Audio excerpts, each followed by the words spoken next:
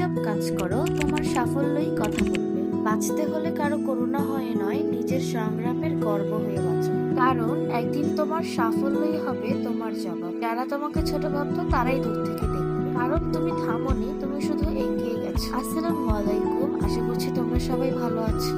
তোমাদের সবাইকে পবিত্র মাহে রমজানের শুভেচ্ছা। আশা করছি তোমরাও আমার সাথে শেষ পর্যন্ত থাকবে। তো আজকের এই মিনি ব্লগে তোমাদের সাথে একটু ফ্রি টাইম পাস করব। আর হ্যাঁ, চাইলে আমার ইউটিউব চ্যানেলটি সাবস্ক্রাইব করে বেল আইকনটি প্রেস করে দিয়ে পাশে থাকতে পারো। যদি ভিডিওটি ফেসবুক থেকে দেখে থাকো তাহলে অবশ্যই আমার ফেসবুক পেজটি ফলো করে পাশে থাকবে।